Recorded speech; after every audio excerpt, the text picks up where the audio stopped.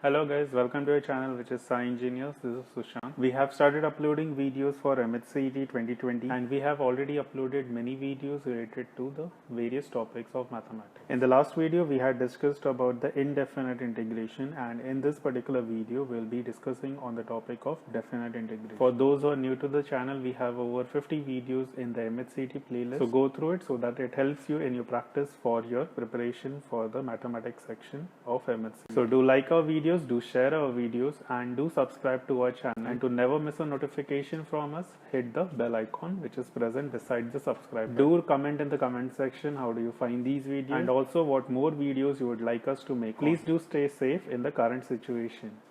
So let's get going.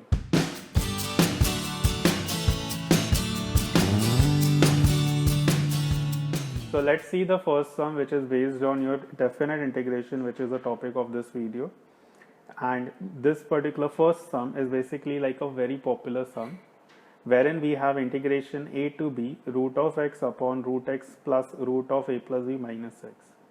Now these kind of sum comes under the category of f of x upon f of x plus f of a plus b minus x, where a and b are nothing but the limits of the integration. So if you have any sum which is based on this category, then always the answer is going to be b minus a by 2. So simply in this case also what you can see is you have your f of x which is root x. This is also root x because it is f of x, and f of a plus b minus x is nothing but root of a plus b minus x. So the answer for this is going to be the upper limit minus lower limit divided by 2. So that's why it's going to be option B. Now something like this also we have, let us say, sin x upon sin x plus cos x. A sum will be based on this. Now in this what you can see is that this is my function f of x. This is also function f of x. Here f of a plus b minus x is nothing but going to be sine of pi by 2 minus x, because we have a plus b as pi by 2. So sine of pi by 2 minus x is cos x. So answer for this is also going to be pi by 2 minus a, which is 0 upon 2. So answer comes out to be pi by 4. So this is also coming into this particular category. Going to the second one, we have integration of pi by 2 cos x minus sin x upon 1 plus cos x sin x. Now let us consider that this is my function entirely as f of x, because this does not come into this category because we don't have it in this form. Now what I will be doing is I will be finding what is going to be f of pi by 2 minus x. So I will be replacing wherever x is there pi by 2.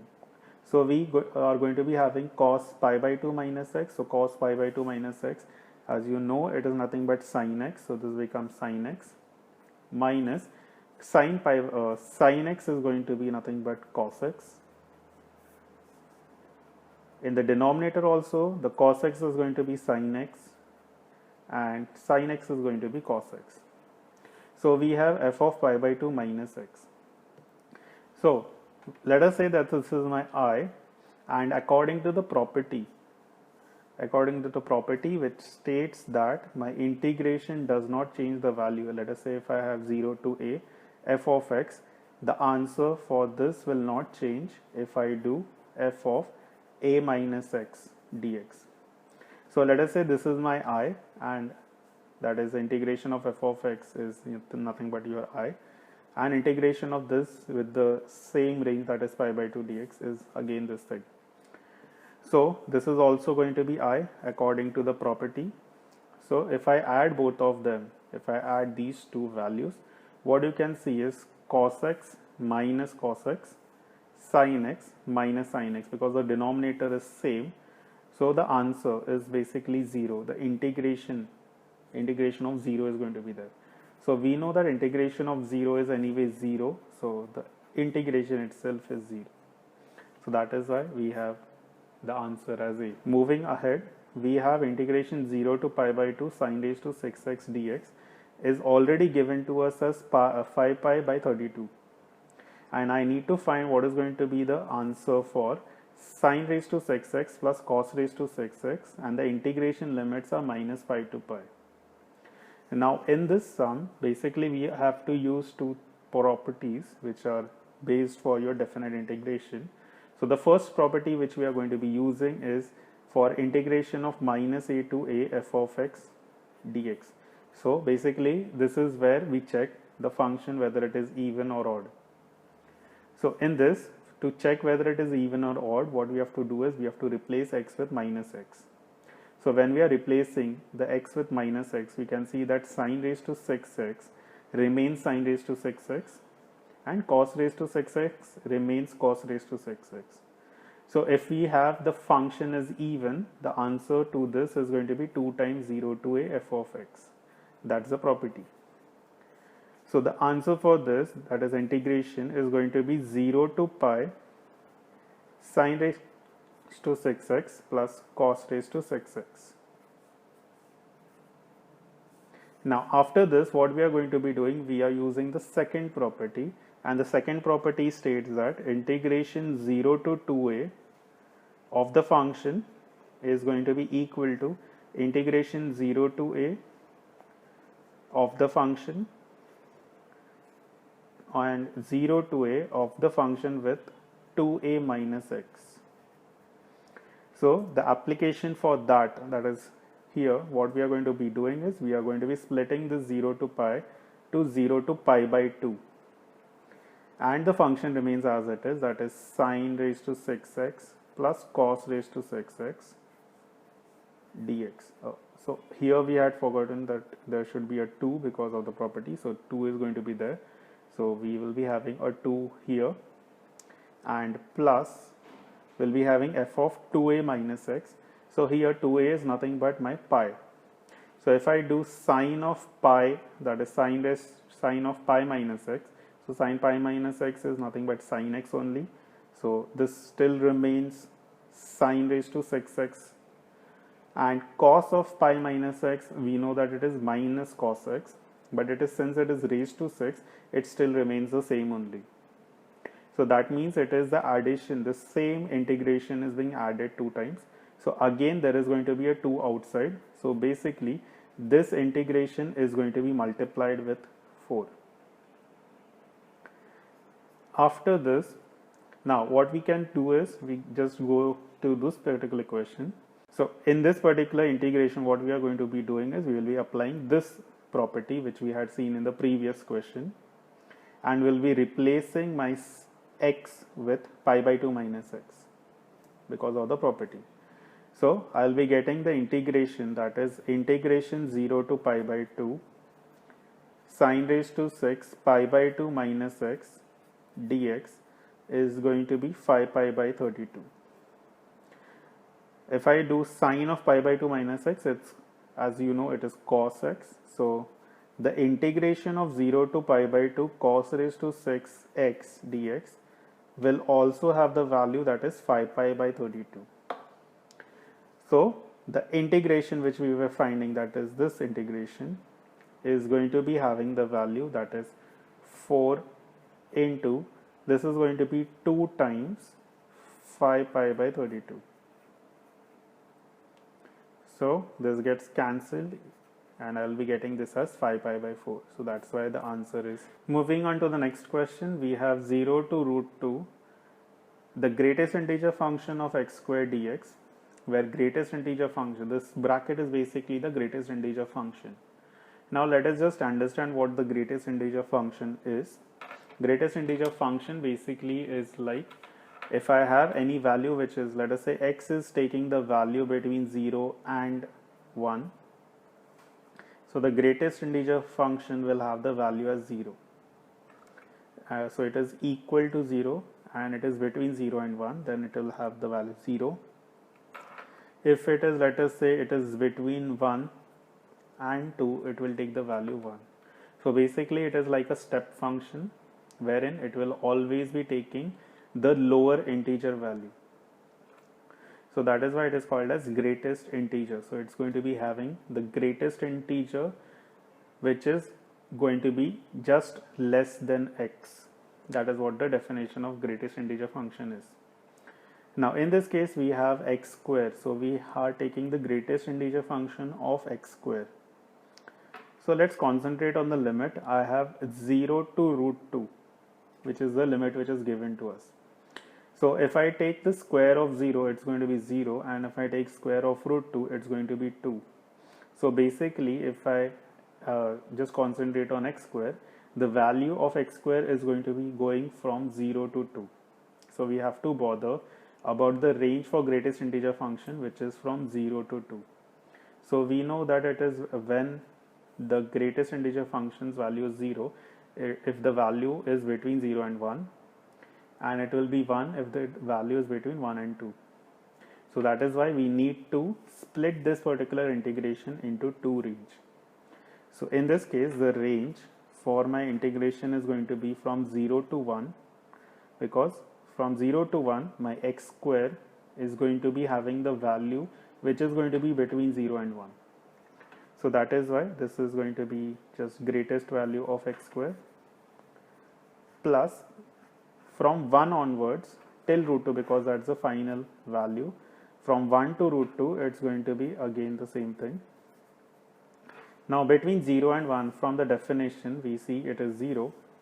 So that is why this integration becomes 0. And between 1 and root 2, because in this case, since it is x square, it's actually 1 to 2. So answer is going to be 1. So in this, the integration is going to be nothing but integration of 1. So integration of 1 is nothing but x. So that's nothing but root 2 minus 1. So that's the answer.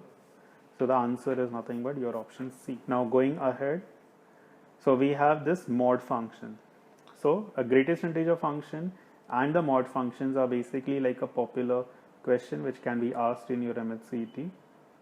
You have to understand how they work and what is the behavior of the greatest integer function and the modulus function.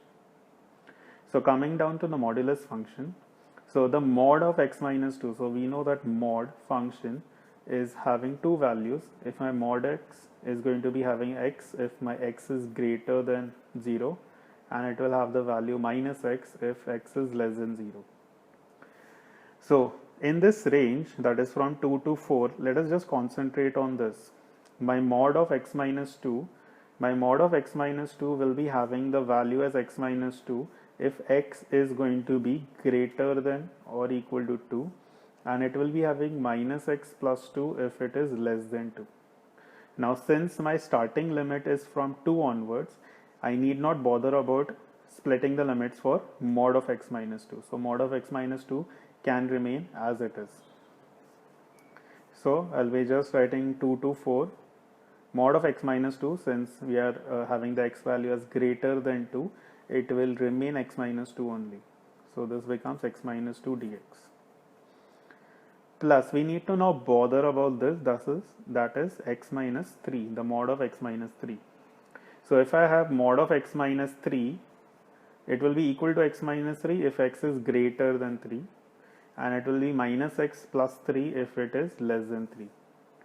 So here we need to split the integration because the value of integration limits are going from 2 to 4. So for certain range it is less than 3, and for certain range it is greater than 3. So the split should be at 3. So this is 2 to 3. The mod x, so 2 to 3, since it is coming less than 3, the mod x will be having the value minus x plus 3. And from 3 to 4, it will have the value which is x minus 3. So this is the integration which we need to solve. So x minus 2 the whole square by 2 and the limits 2 to 4. This becomes minus x plus 3 by 2 the whole square from 2 to 3, and plus this is x minus 3 the whole square by 2 for the limit 3 to 4. So if I substitute 4 in this, it's going to be 4 minus 2, which is 2 square. So 2 square divided by 2, so answer 2. If I substitute 2, it's 0. Minus, when I substitute 3 in this, it's going to be 0. But since I'm substituting the lower limit, this becomes minus. So that's why this minus changes to plus. So if I substitute 2 now, so it's going to be minus 2 plus 3, which is 1. 1 square is 1 and 1 by 2. Coming down to this, so substituting 4, this becomes 4 minus 3, that is 1. So again I am getting 1 by 2, and if I substitute 3, it's going to be 0. So we have half plus 2, which is 3. So answer is C. So moving ahead with the next one, we have 0 to pi by 4 root of tan x plus root of cot x dx. I need to find this particular integration. Now this particular sum is basically very little bit lengthy, so just focus on it. Now in this, what we are going to be doing is we are using the formula, the property, which is 0 to a f of x is equal to integration 0 to a f of a minus x dx. So this property we are going to be applying in this. Now we have a tan x, so we are going to be having a minus x, so a over here is pi by 4, so it's going to be tan of pi by 4 minus x. So tan of pi by 4 minus x, we know it's nothing but equal to root of 1 plus tan x upon 1 minus tan x, plus this root of cot x can be also written in the same format. It's basically going to be nothing but reciprocal of this.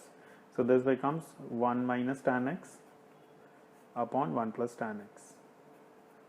So if I now cross multiply this, what I will be getting this as 1 plus tan x the whole square, the root of the whole square, and this is again going to be root of 1 minus tan x the whole square, which basically gives us 1 plus tan x plus 1 minus tan x. So basically I'll be landing with the integration of 0 to pi by 4 1 plus tan x plus 1 minus tan x, and in the denominator I'll be having this like a plus b and a minus beta. So this becomes root of 1 minus tan square x. So here my tan gets cancelled out. So I'm having this as integration 0 to pi by 4 2 by root of 1 minus tan square x. Now here tan square x I'm going to be converting to sine and cos. So it becomes sine square x upon cos square x. So LCM, so it's becoming root of cos square x minus sine square x, and the root of cos square x basically goes up. So we are having as cos x, which is going up. So this root of cos square x minus sine square x is nothing but your root of cos 2x. So this becomes 0 to pi by 4. The 2 goes outside, cos x divided by root of cos 2x, and that root of cos 2x I am writing it as root of 1 minus 2 sine square x, because as you can recollect in the previous video I had said, whenever you are having with dx a sine x, the substitution should be cos x, and if you are having with the dx a cos x, the substitution is to be sine x. So I am converting this thing to a totally sine term. So if I do the substitution, this becomes integration. So I am substituting, the substitution is sine x is equal to t. So the derivative cos x dx is dt, and since we are substituting, if I substitute x as 0, I'll be getting the lower limit as 0, and if I substitute x as pi by 4, I'll be getting the t value as 1 by root 2. So the limit goes from 0 to 1 by root 2, and this becomes dt divided by root of 1 minus 2t square. So I'm getting the 2 outside, so this becomes 2 upon root 2 integration 0 to 1 by root 2 dt upon root of 1 by root 2 the whole square minus t square. So this is of the form 1 upon a square minus x square. So we know that 1 upon a square minus x square is nothing but so we know that 1 upon a square minus x square is nothing but sine inverse x by a, so that's t by root 2, so t by 1 by root 2, and the limit is going from 0 to 1 by root 2. So if I substitute 1 by root 2 in this, it becomes sine inverse 1, and sine inverse 1 is nothing but pi by 2, and if I substitute 0, it's going to be 0. So I'm getting the answer as pi by root 2. So that's nothing but your option. Now coming down to the last question, which is f of x is equal to tan x minus tan cube x plus tan raised to 5x minus till infinity. This is again coming down to the GP form. That is your geometric progression, with the first term being tan x and the common ratio is minus tan square x. So a is tan x and r is nothing but minus tan square x. So the sum, that is f of x, comes down to a upon 1 minus r square. So this becomes 1 plus tan square x. So this becomes tan x upon sec square, because we know 1 plus tan square is sec square. So let us simplify this. Tan x is nothing but sin x by cos x, and sec square is 1 by cos square x. So we can see that the cos gets cancelled out, this goes up. So we have a sin x into cos x, so let's multiply by 2, divide by 2. So this becomes equal to half sin 2x. So I need to just integrate this because that's what is asked. So that's from 0 to pi by 4.